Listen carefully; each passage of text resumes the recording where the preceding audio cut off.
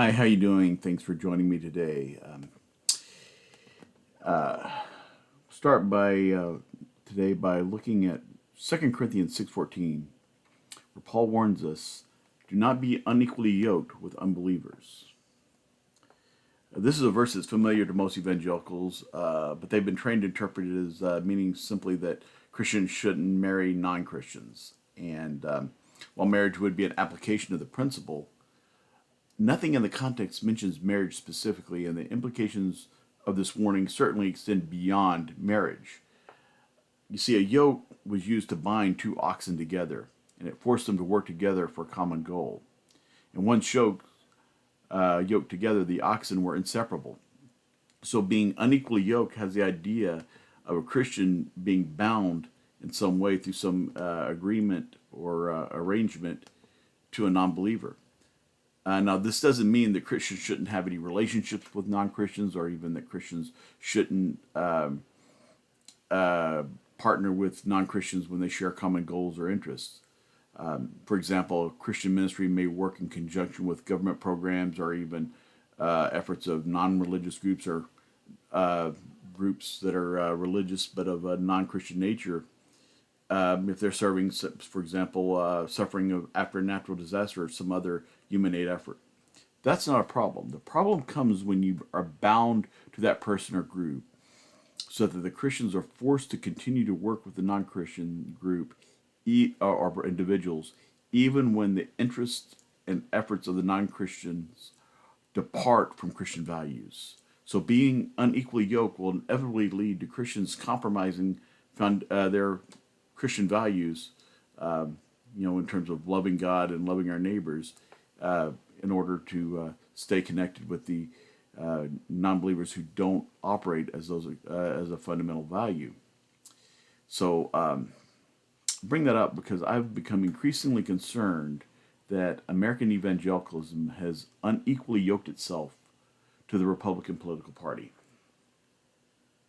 And this is a union that took hold early in the 80s when Reagan promised to support a few key issues that drew a large segment of evangelical voters. And in the 45 years since, evangelicals have increasingly supported and defended all Republican positions, even when those policies are dramatically opposed to the Bible. So, because Christians started thinking about the Republicans being the Christian party, because they're right, they agreed with them on a couple of key issues, then every Republican view and policy started seeming like the right one, the biblical one, the Christian value. And so,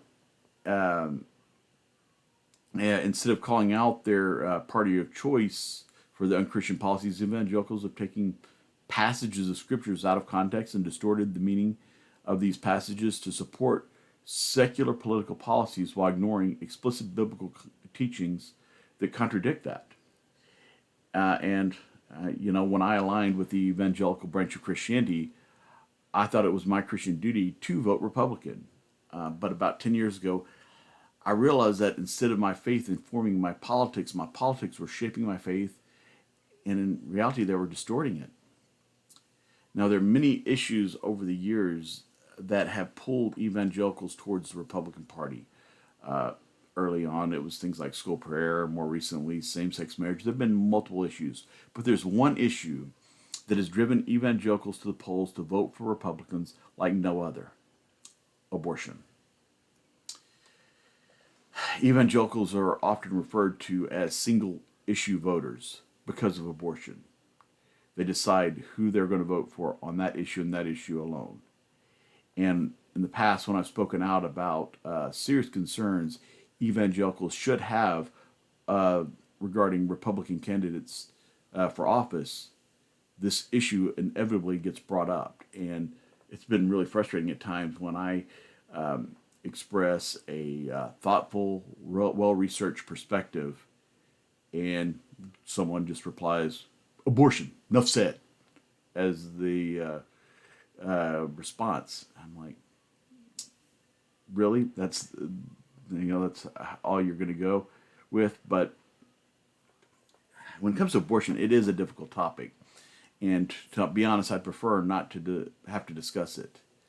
But I am convinced that this issue is the yoke that binds evangelicals to the Republican Party, and it's bound them to their detriment. And I think it's destroying a good segment of American Christianity because that they can't distinguish Republican values from Christian values anymore.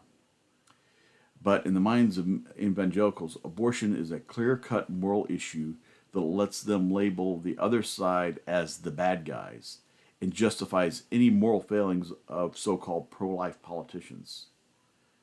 Now, I've come personally to the point where I couldn't let this one issue justify anything and everything the Republican Party did. I realized that there was more to being pro-life than just being against abortion, feeding the poor, caring for the environment so that the planet remains livable, taking precautions to slow the spread of a deadly virus in the case of COVID. I think those are all pro-life positions.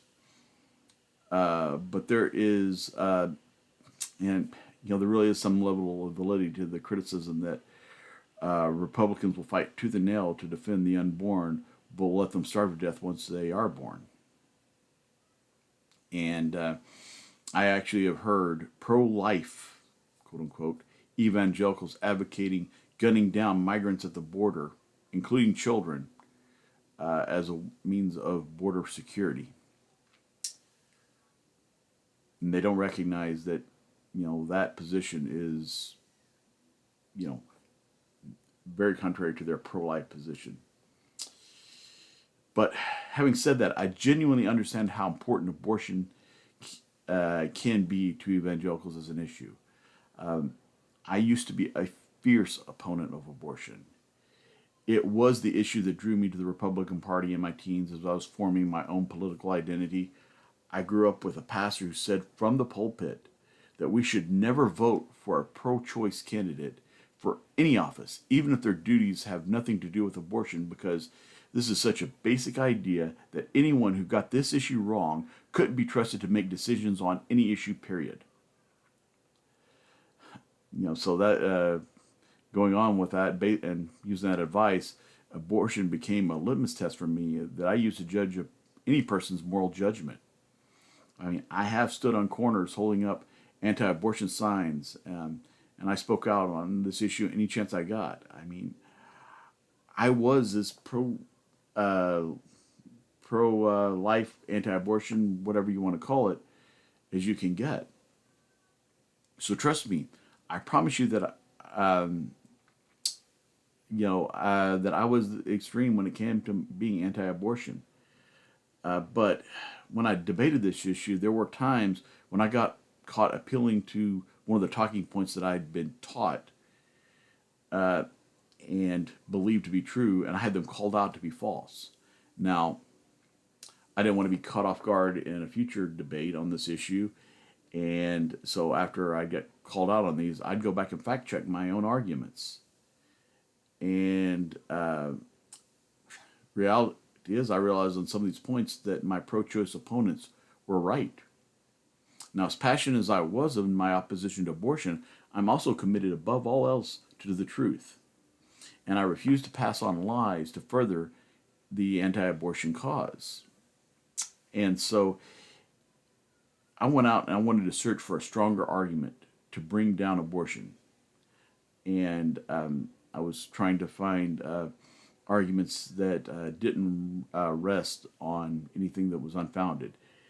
And in the process, I discovered 5 lies that I've been told by leaders of the anti-abortion movement that I had believed.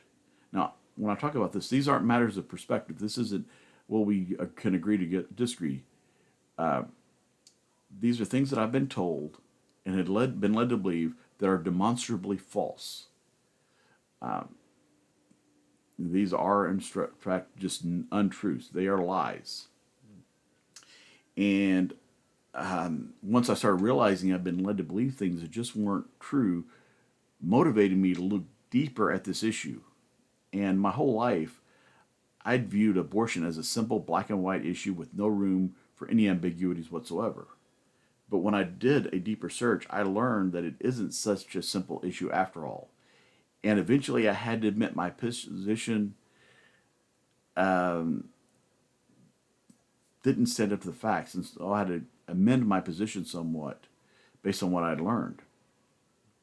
And so if you're willing to take an honest look at what you believe and what you've always assumed to be true, and really willing to look at facts, I'm going to invite you to follow along with me and ask you if you've ever been led to believe any of these lies yourself.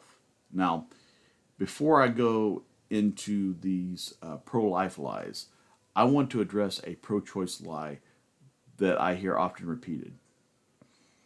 And that's the lie that the pro-life movement is really about the desire to control women's bodies. Now, I say it's a lie. I'm going to concede that some politicians and religious leaders have most likely used this issue as a pretext for greater control.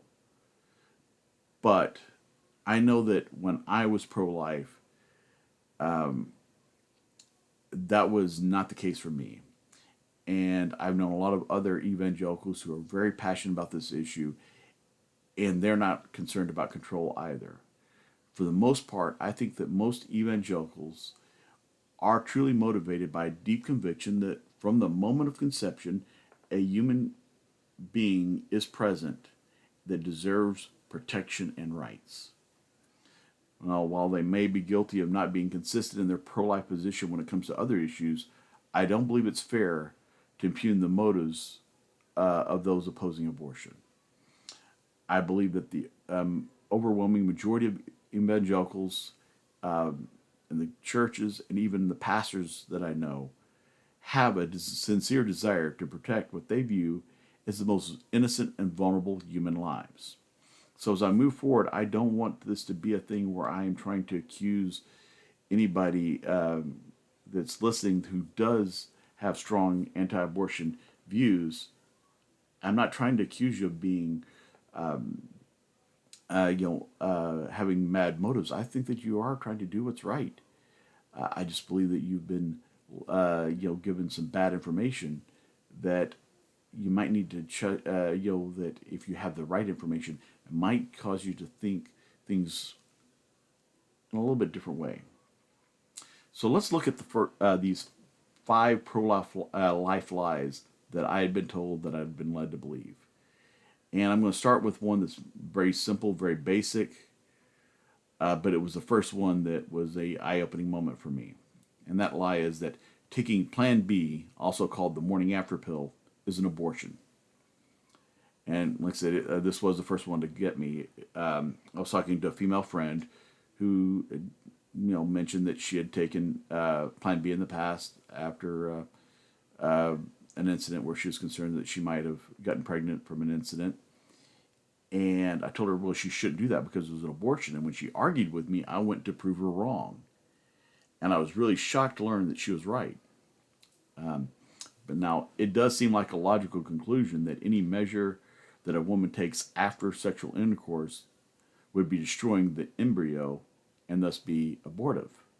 But this conclusion comes from a lack of understanding of sex and reproduction, and demonstrates our need for better sex education.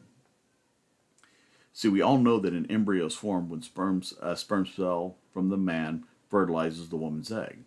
What is less commonly known is that this fertilization doesn't happen at the time of intercourse.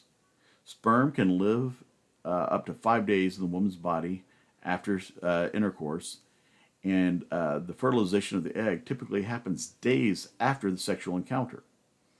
Now, if a woman ovulates, i.e., she releases an egg from her ovaries while sperm are still living within her reproductive tract,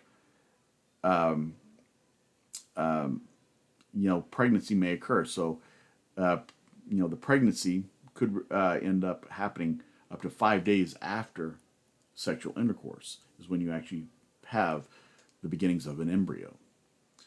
Plan B, also called the morning after pill, what it does is it delays the woman's ovulation so that any sperm in her reproductive tract have time to die before the egg is released. Therefore, Plan B prevents the formation of an embryo rather than destroying it. In fact, Plan B has been shown to not affect the chance of pregnancy in any way for a woman who's already ovulated prior to taking Plan B. This shows that Plan B does not pose any harm to an embryo whatsoever. And so Plan B can be beneficial to reduce the risk of pregnancy to a woman who had intercourse without the use of other forms of birth control or contraception. And this can be particularly important if that sexual encounter wasn't consensual. So, instead of fighting against Plan B, in cases of women who have been sexually assaulted, we should be advocating and encouraging them to be able to have that access to their at their disposal, especially if you're anti-abortion, because then she won't be faced with a decision about aborting the baby later on, or the embryo or fetus. Now, since Plan B doesn't pose a risk to the embryo, there's really no reason to oppose its use for women. Even if you believe an embryo is a human being from the moment of conception. Now, like I said, this could be a very good option to help, stop, an abortion from happening if you really are against abortion. Opposition to Plan B, therefore, isn't really about being pro-life in terms of being anti-abortion. It's about opposition to birth control, period. And that's the only reason you would oppose Plan B, is if you're against birth control. And now there are Catholics and some fundamentalist evangelicals who oppose any form of birth control or contraception. And if that's your belief, then, by all means refrain from using any type of birth control or contraception. But that isn't a choice that you should be able to impose on other people. There's no clear biblical mandate on it. And in that case, if you start really want to impose Plan B and persist in that, you are falling into that category of wanting to control women rather than protecting innocent life. There is no ifs, ands, or buts about it. Plan B is not an abortion. The second one gets a little bit deeper. The second lie is that women have elective late-term abortions. The anti-abortion crowd often talks about women having these abortions right up until the point of birth. Sometimes they even exaggerate and talk about abortions after birth. That's called murder by the law in any case, But I remember the issue coming up in the 2024 debate between Donald Trump and Kamala Harris. And unfortunately, Harris, she danced around the issue, repeatedly saying that she believed in Roe v. Wade. And what isn't clear for most of the listeners is that by affirming Roe, Harris was saying that she didn't believe in elective late-term abortion, because Roe v. Wade actually prohibited third trimester abortions nationwide except when they were medically necessary. And that ruling was then later affirmed by the Planned Parenthood versus Casey ruling in 1992. So both Roe and Casey recognized that that by the third trimester, a fetus was viable outside the womb and therefore a human being whose right to life has precedent over the woman's decisions to make decisions regarding her own body. And I've listened to some of the most far-left commentators out there discuss abortion, and they recognize that a viable fetus, in the third trimester, is a person worthy of protection, except when it's a case of medical necessity. The reality is that Dobbs ruling in overturning Roe v. Wade and the Casey decision actually removed this protection, so it's hypothetically possible now for a state to have laws that allow for elective late-term abortions. But prior to the Dobbs ruling, the Planned Parenthood website even made it clear that you could not have elective third-term abortions. They were illegal nationwide, And they also said that most of their doctors wouldn't perform an abortion after the 15th week of pregnancy. Now, in the wake of Dodds, I looked at the website on this when I was doing my early research, and this is a few years ago. And they made it very clear they've changed up their website, I think probably because of Dobbs, and it looks quite different, and I couldn't find this clear affirmation anymore. But there is a truth that in the aftermath of Dobbs, there have been some states pushing for unrestricted third-term abortion. But this isn't so women can choose to end their pregnancy up until the moment of birth. The idea of a woman waiting to the very end of her pregnancy to choose an abortion is just an urban legend. Women don't carry a baby 7 or 8 months and then decide, you know what, I don't think I want this baby, I'm going to go have an abortion. It doesn't happen. And even if it were to happen, they'd be extremely hard-pressed to find a doctor who'd perform that abortion because the personhood of the unborn at this stage is almost universally recognized.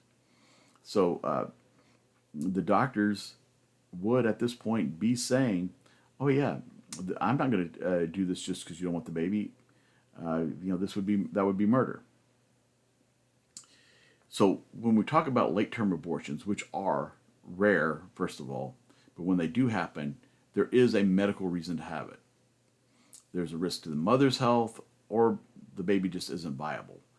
And rather than having the mother continue to carry out out a pregnancy when the baby is, isn't a viable infant anymore, they go ahead and abort.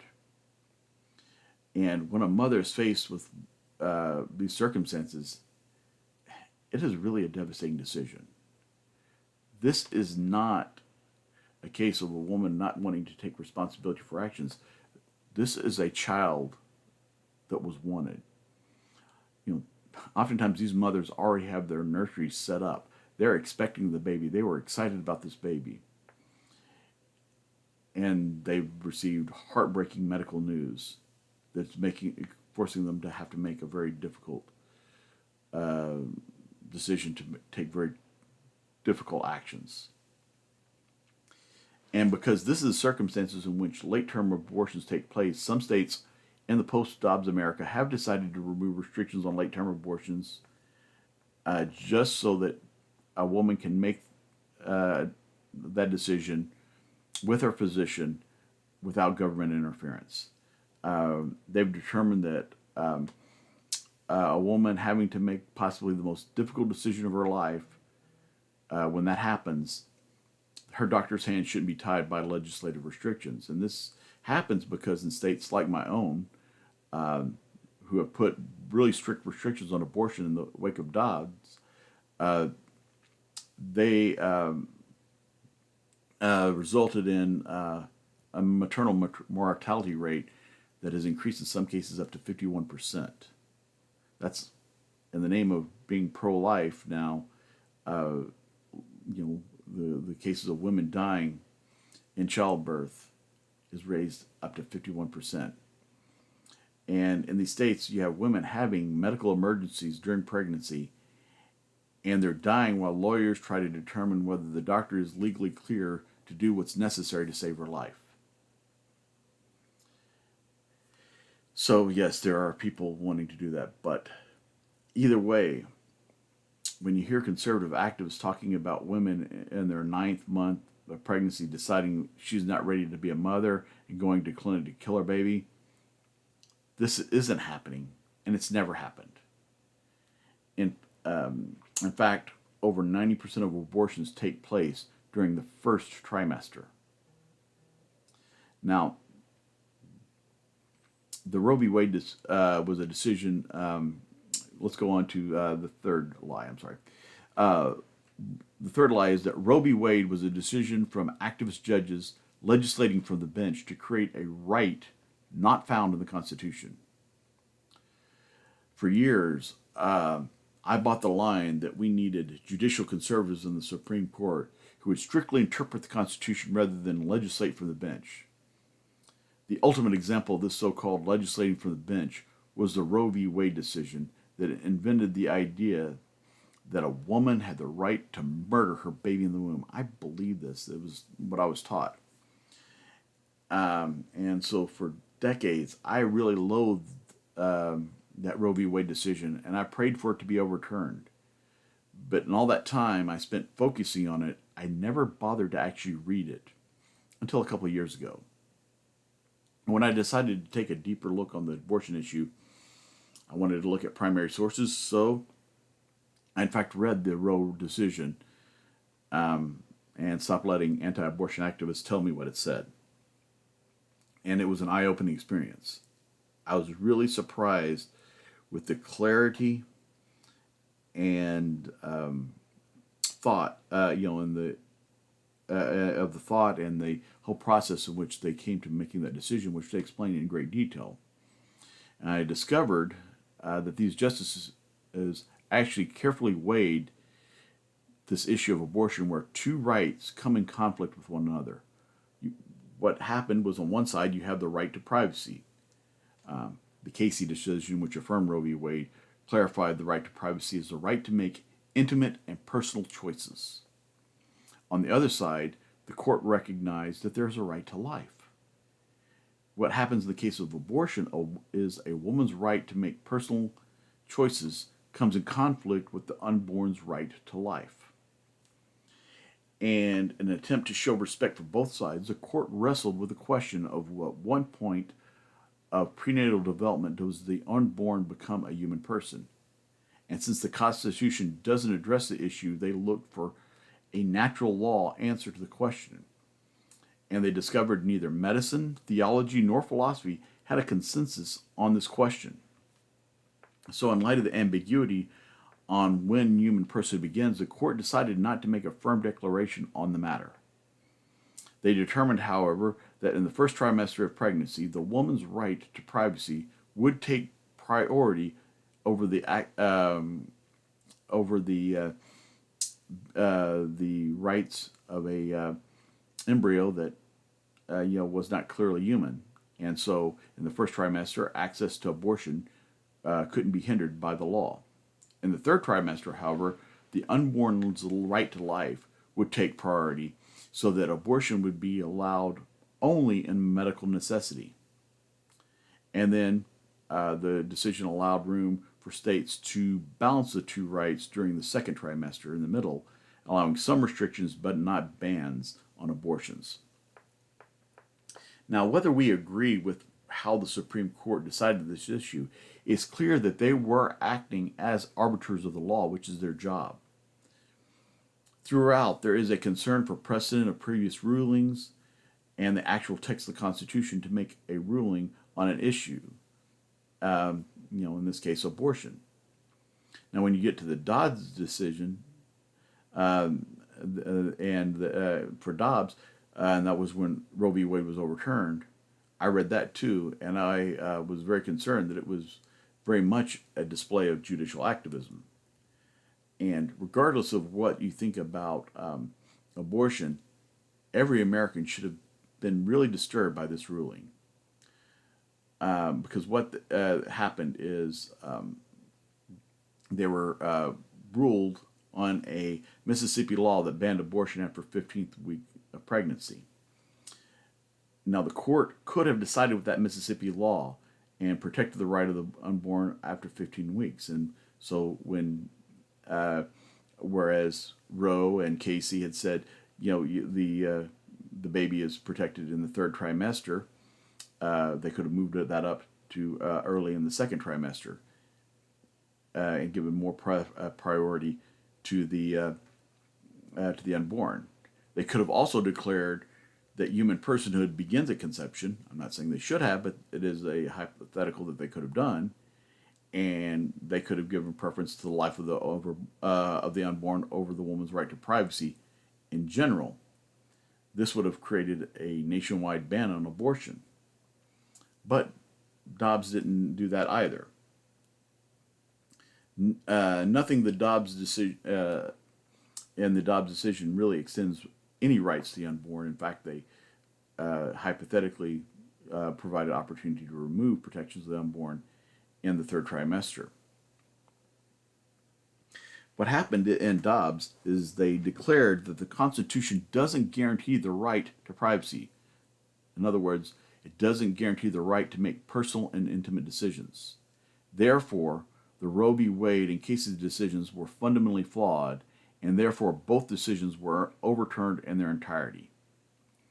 When they made this decision, the judges explicitly acknowledge that they are overturning a previous Supreme Court precedent, which, if you know anything about the Supreme Court, precedent is very important. But when they did so, they set a precedent that potentially provides grounds to take away rights beyond abortion. All our liberties are really thrown into jeopardy by this Dobbs decision. Dobbs even acknowledges, and I quote, liberty is a capacious term. In other words, there's a lot of room to define and redefine what constitutes liberty. And in case you think I'm exaggerating, Justice Clarence Thomas, wrote a consenting opinion with the Dobbs decision in which he acknowledges that the decision doesn't overturn any right other than the right to abortion, but rights such as the right to contraception, the right to same-sex marriage, and the right to of adult consensual sexual relationships could be reevaluated in light of this ruling. So Dobbs is explicitly calling into the question of whether or not you have the right to decide to use contraception, right to decide who you have sex with, or the right to choose who you marry. But it could go hypothetically beyond that. If we don't have the right to make personal and intimate decisions for ourselves, then do we have any real freedom?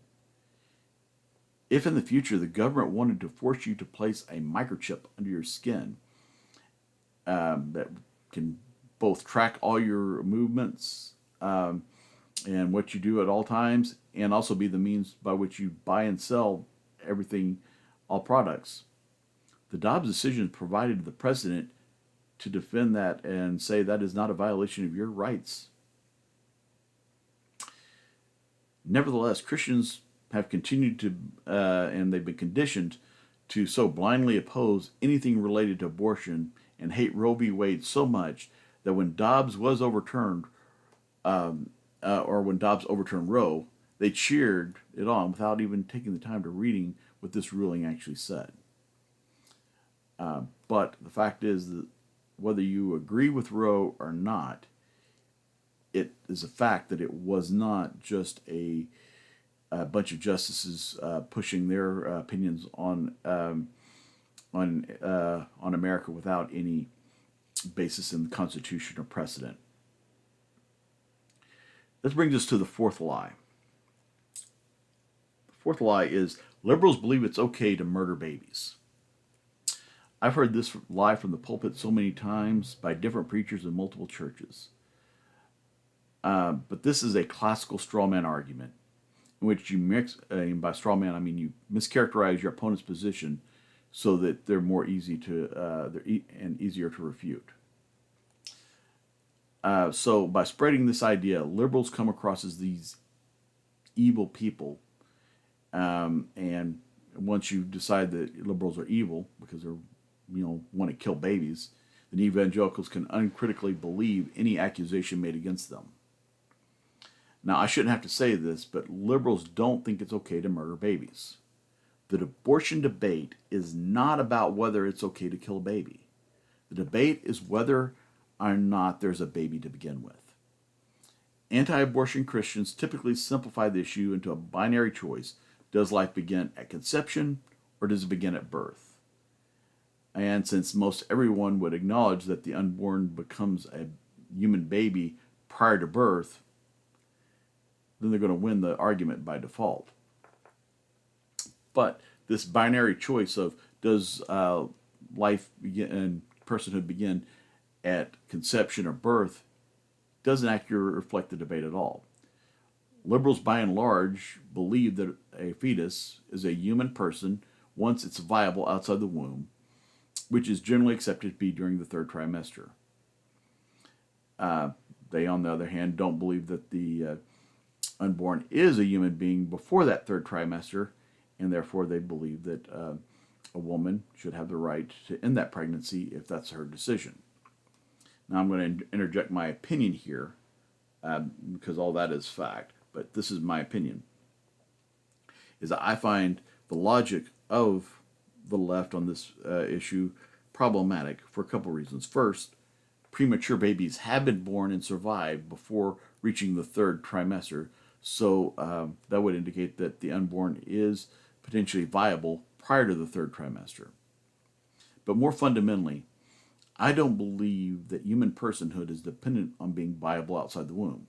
Just because the unborn hasn't developed to the point that it's capable of surviving outside the womb doesn't mean that it doesn't possess the faculties necessary to be considered human, being a person. And on the other side, even after birth, that baby is completely dependent on someone else to take care of it. So,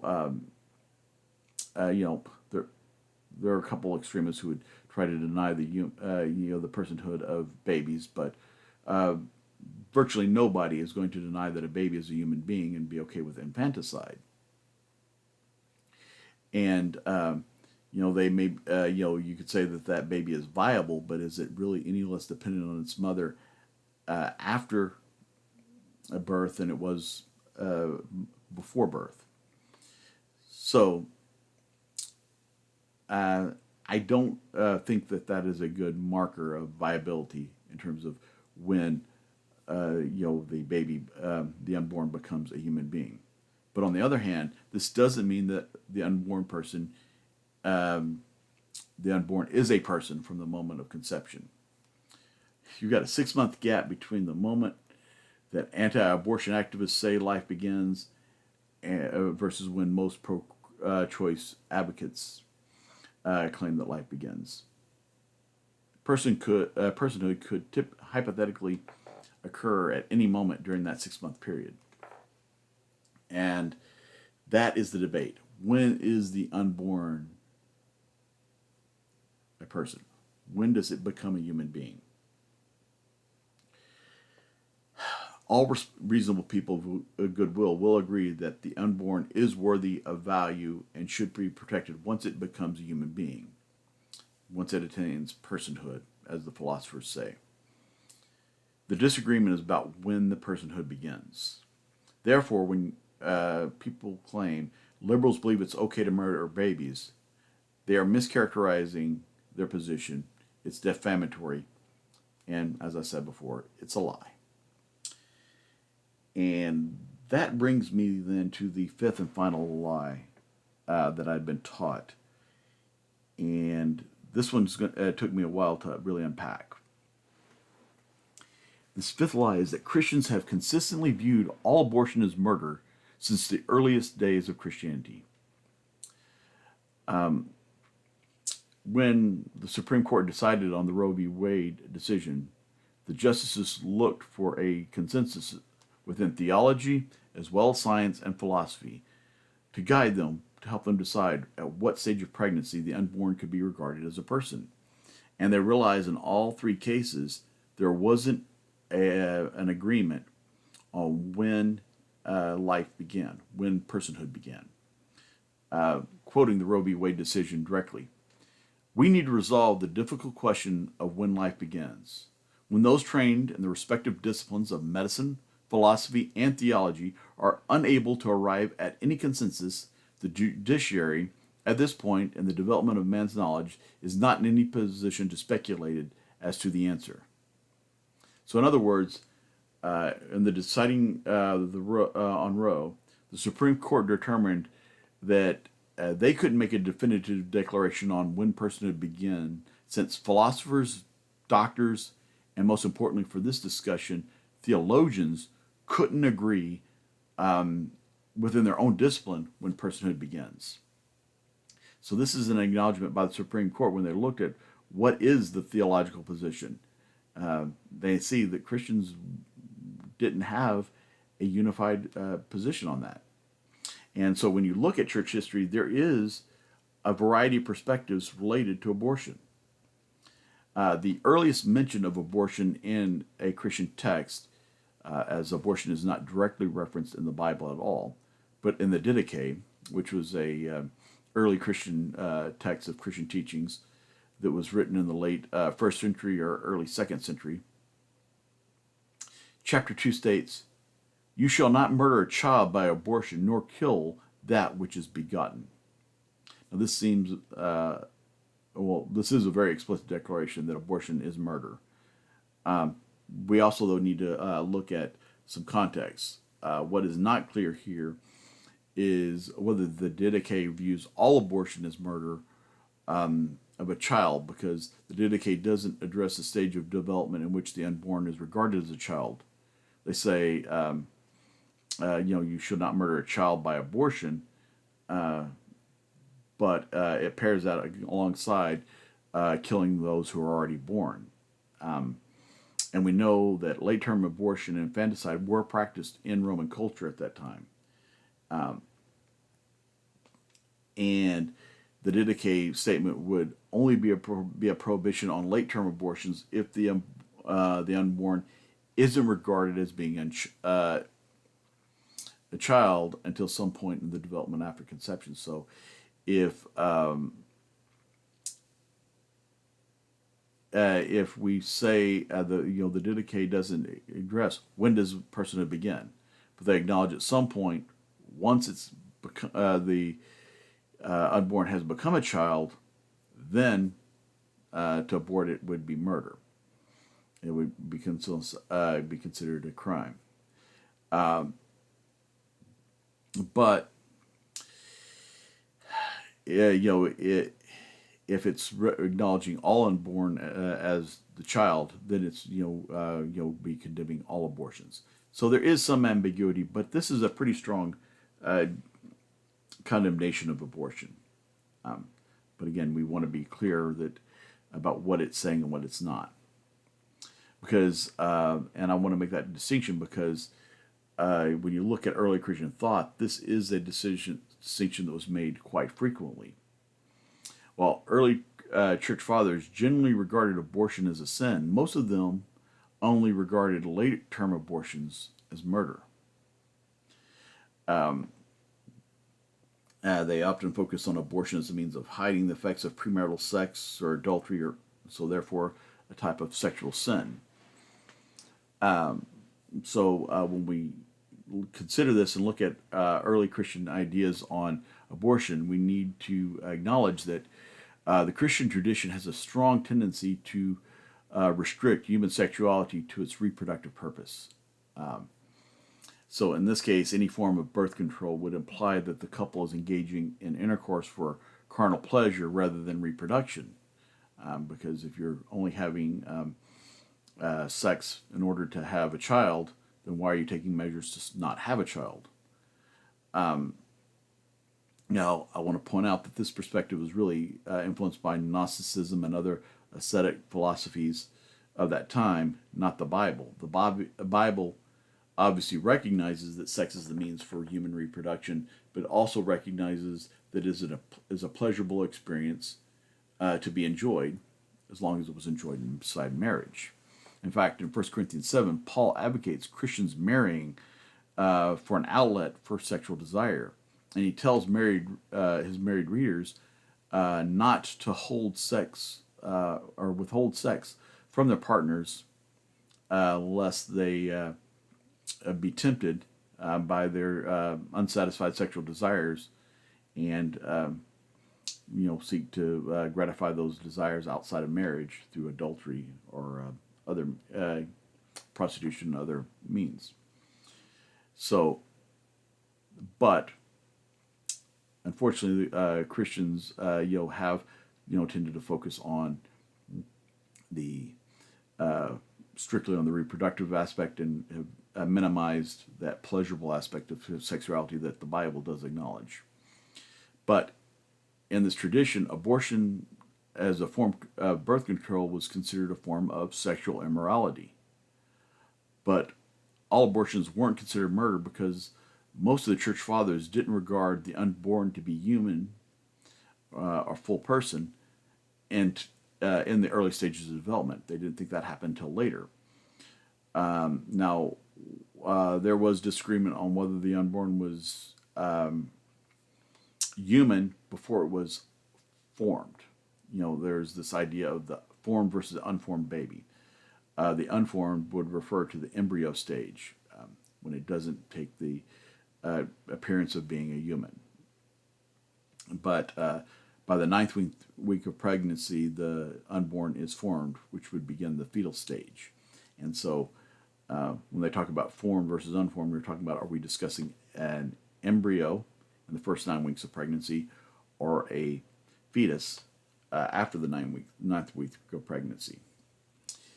And a common belief within early Christianity was that ensoulment, receiving a soul, occurred once the fetus was formed.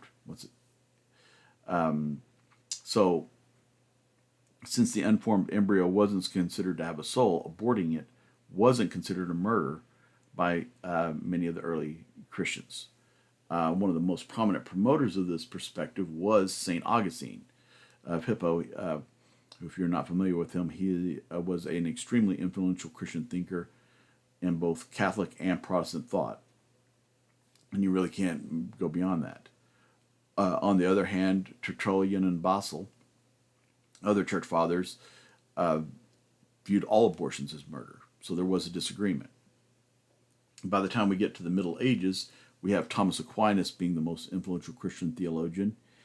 And Aquinas expanded on the Augustine position, and he believed that ensoulment of the unborn occurred later on in fetal development.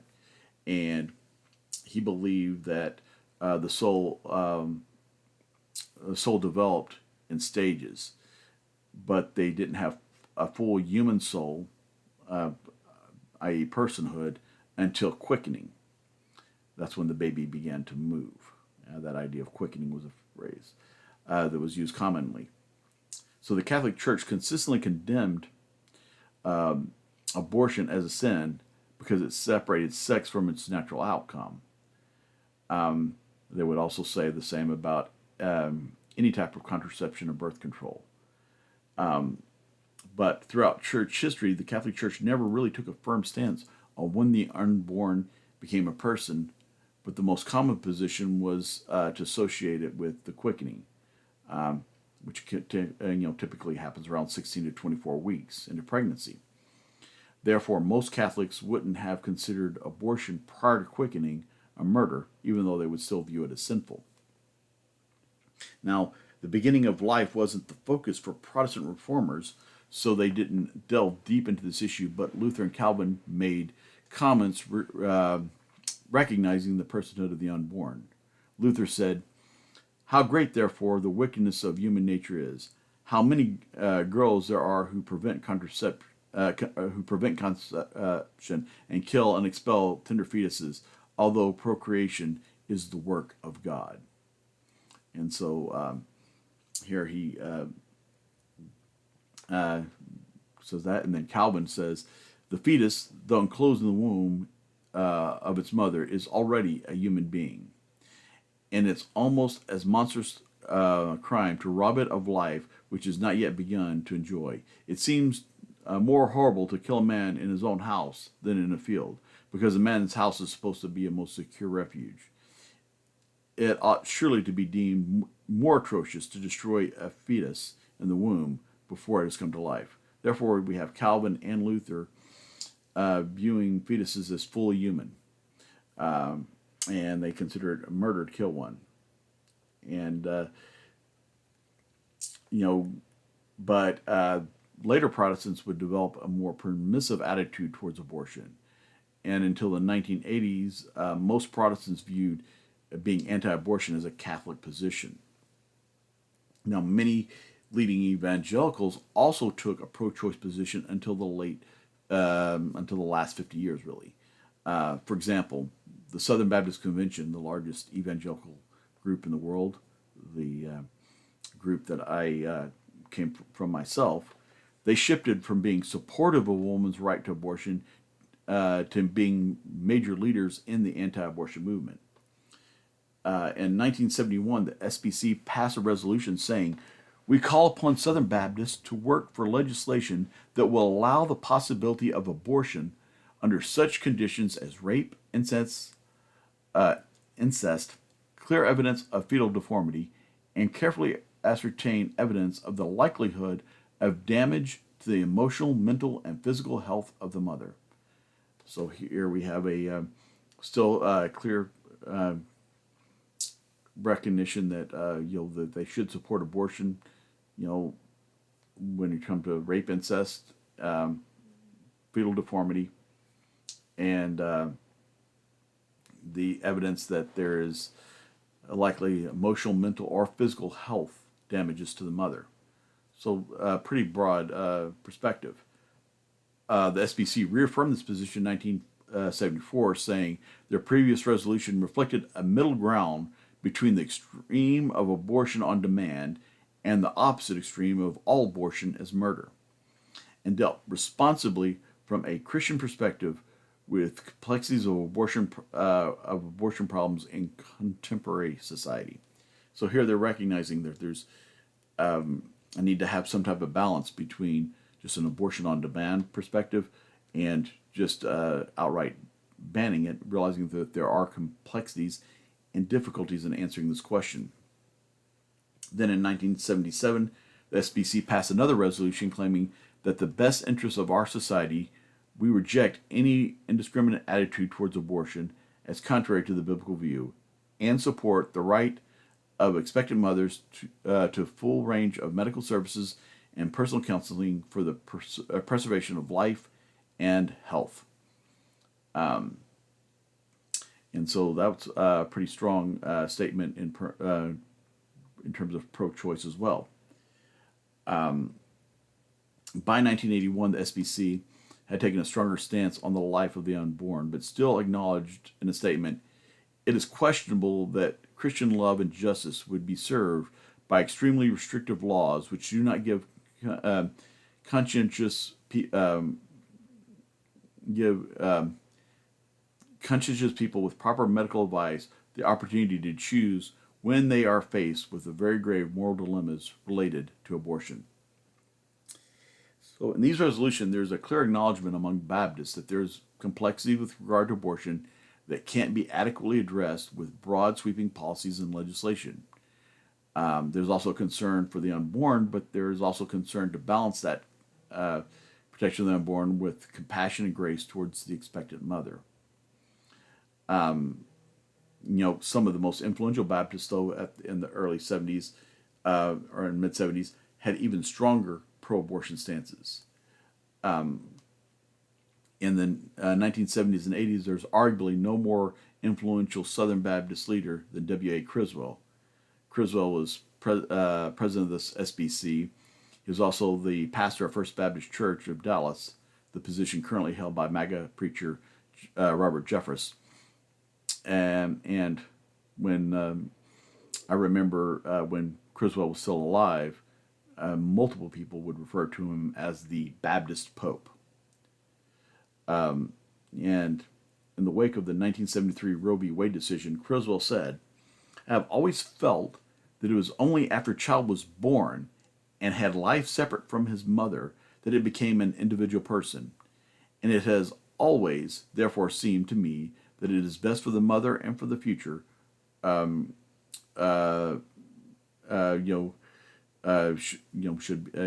should be allowed." So, in the mid-1970s, Criswell, this leading evangelical leader, he didn't acknowledge the personhood of the unborn until birth. So here we have him taking a position on abortion that is left of Roe v. Wade itself and most modern political liberals. Criswell would later shift to a strong anti-abortion stance. But it's important to notice in the 70s, he had a very strong pro-choice stance. Prominent evangelical theologian and editor of Christianity Today, Carl F. Henry, said, "A woman's body is not the domain and property of others." And even the famed evangelist Billy Graham was also known to take a softer position on abortion in the early 70s. He said, "I would be for abortion in violent rape. I'm against abortion. I take the same stand as the Pope. I'm against abortion except in cases of rape, in the case of violent rape, I would say, and then the cases where the mother's life is in danger." So here we have a softer position on abortion from Billy Graham, even when he's against it. The shift in evangelicals' views on abortion can be traced to the rise of Jerry Falwell's moral majority. Falwell had an agenda to galvanize evangelicals into a Republican voting bloc. And he was trying to gain political power for evangelicals. And he initially attempted to call evangelicals into political action over his claim that forcing private Christian schools to be racially integrated was a violation of religious liberty.